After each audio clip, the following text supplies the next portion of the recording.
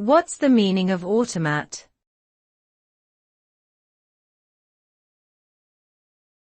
Automat.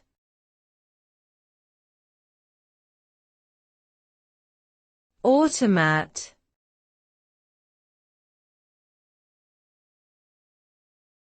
Automat.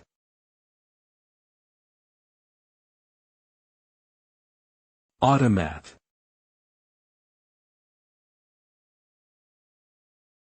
The word automat refers to a type of restaurant that features vending machines or self-service kiosks for customers to order and receive their food.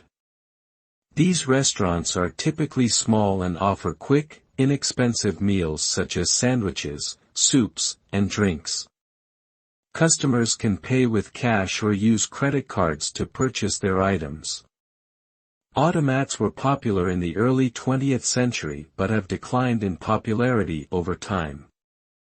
However, they still exist in some cities and can be a convenient option for a quick and easy meal on the go.